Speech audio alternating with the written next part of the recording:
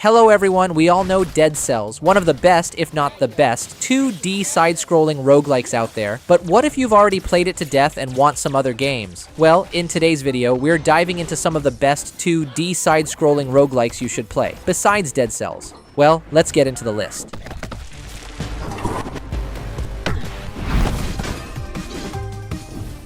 Spiritfall looks beautiful. Bright colors, smooth animations, and clean effects make every attack feel powerful. Even the UI is super clear, so you always know what's happening. Now here's what makes Spiritfall special: the combat. It plays like a platform fighter, similar to Super Smash Bros.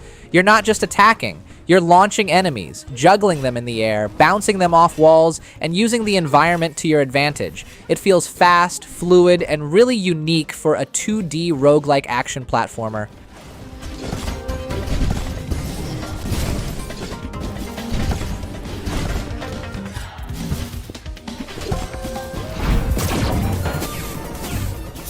You've probably played a lot of fast-paced action platformers, but there's something special about Mega Man that always pulls you back. The tough platforming, the brutal bosses. It's one of the few series where dying over and over is actually fun. So when you hear the idea, what if Mega Man was a roguelike? Yeah, that instantly sounds exciting.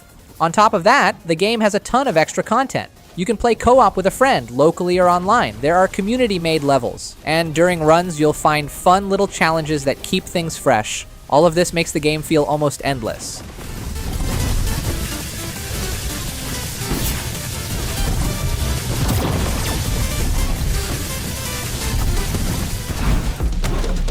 Use this gift.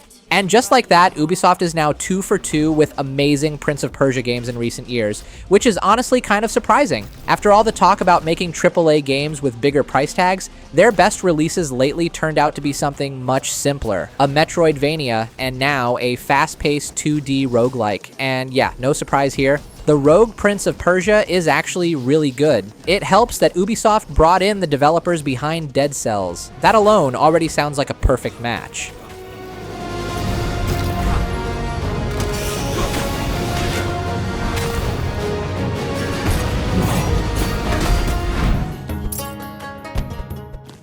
If you're chasing that Spelunky feeling, most games don't quite hit it, but Caveblazers actually gets really close, and that's what makes it special. This game is all about chaos and crazy moments. One run, you feel unstoppable, burning enemies, healing from every kill with powerful gear and wild abilities. The next second, a giant spider lasers you, and you're back to the start with nothing but weak gear. That's the core of the game. No matter how strong you get, the game will find a way to take you down. Traps, enemies, explosions, everything can chain together into complete chaos. And somehow that's what makes it so fun.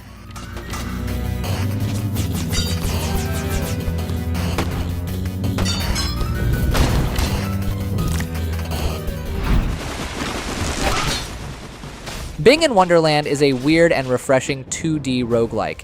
In this game, you will jump straight into short combat stages, 13 per level, fighting enemies, grabbing upgrades, and moving on to the next fight. Every run ends with a boss fight, and this is where the game gets wild. You'll fight things like a giant fish with spears, or a monkey throwing lightning-powered poop. It's ridiculous, but also pretty charming. Where the game really shines is its style. The art looks like moving calligraphy, and the music is beautiful. It creates a really unique and relaxing vibe, even when the action gets chaotic.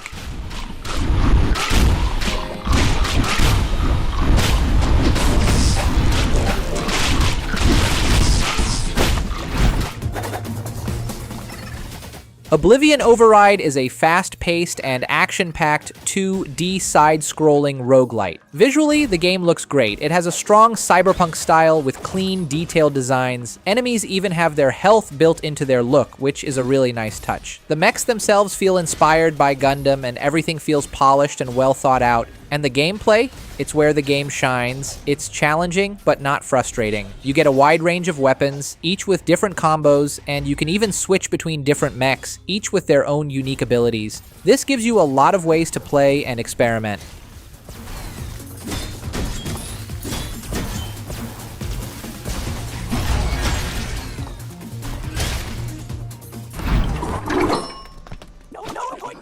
Stick It to the Stickman is one of those games that completely surprises you. At first, it looks like a simple joke game, but once you play it, it's actually super fun, addictive, and way deeper than expected.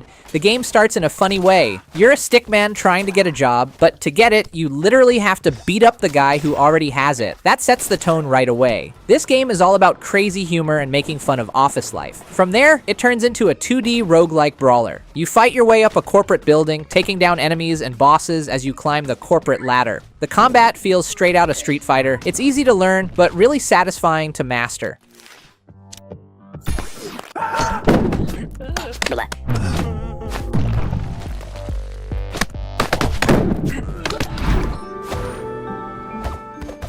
Pixel art is everywhere in indie games now, so it's easy to stop appreciating it. But Astral Ascent, this one really stands out. The visuals are beautiful, and it's worth slowing down just to take it all in before you jump back into smashing enemies and blasting everything on screen. Because at its core, Astral Ascent is all about fast, flashy combat. The combat is responsive, your dodge is fast, and your spells look powerful and satisfying. You attack enemies to build mana, then use that mana to unleash your spells. It's a simple system, but it works really well.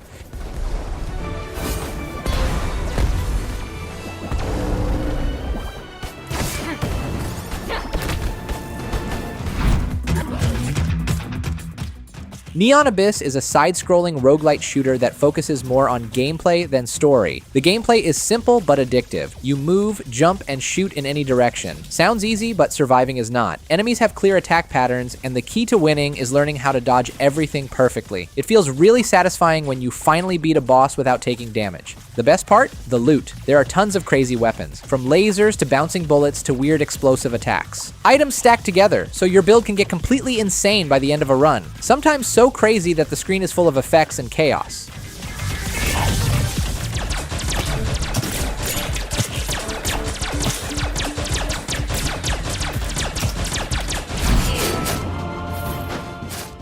Skul the Hero Slayer is a deep, fast, and super fun 2D side-scroller roguelike. What makes Skul really unique is his ability to swap heads. Yes, literally. He can throw his skull as a weapon and teleport to it, which already feels cool, but it gets even better. Throughout the game, you collect different skulls, and each one completely changes how you play. You can carry 2 at a time and switch between them anytime. Some are fast, some are strong, and others are balanced. Each skull comes with its own abilities, making every run feel different. As you keep playing, you'll unlock tons of skulls and gear. And the fun part? Your character's look changes too. You go from a tiny skeleton into a powerful, heavily armed fighter with crazy abilities.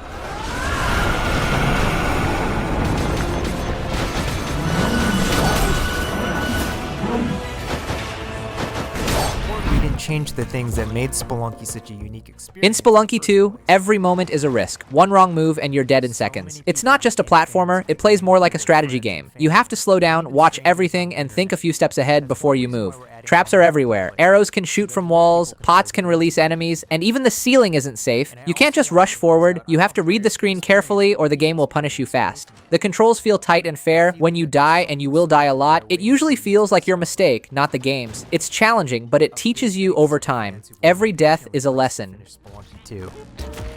It's been a long journey, but I think it's gonna be worth it. Thanks.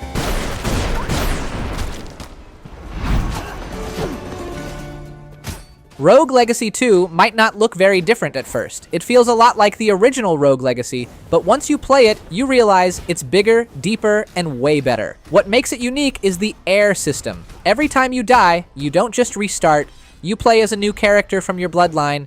Each one has random traits. Some help you, some make things harder, and some are just funny, like being giant, colorblind, or even flipping the whole screen upside down. But here's the twist. Harder traits give you more gold. So sometimes picking a bad character is actually the smart move. Between runs, you use that gold to upgrade your castle and grow stronger.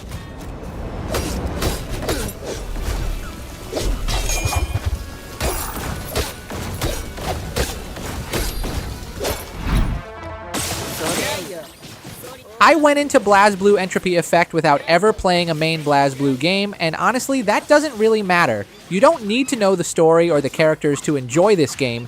Sure, fans will recognize fighters like Ragnar the Bloodage, but for new players, it still works perfectly fine. Because at its core, this isn't really a story-heavy game. It's a fast-paced 2D roguelike action game, and as you can see, the combat itself feels really smooth. It's fast, responsive, and satisfying, and the game does a great job balancing difficulty so you always feel like you're improving.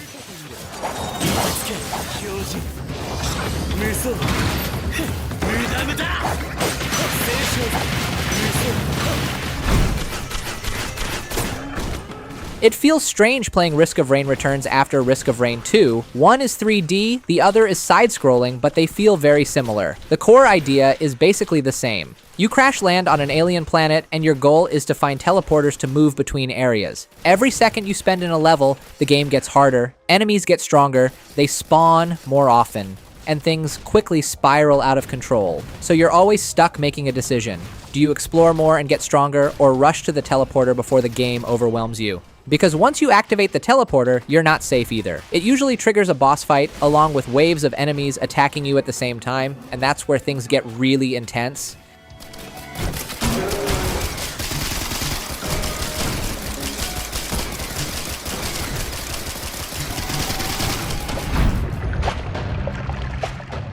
Noita is built around one wild idea. Every pixel is simulated. That means the world isn't just there to look nice. It actually reacts to everything. And you are the one causing all the chaos. You can burn entire caves, flood areas, or just drink random liquids to see what happens. Half the fun is experimenting and watching things go completely wrong. If you've played something like Spelunky, the structure might feel familiar. You go deeper through dangerous areas, collecting items and trying to survive. But the way it plays is very different. In Spelunky, you fight against physics. In Noita, it's all about chemistry.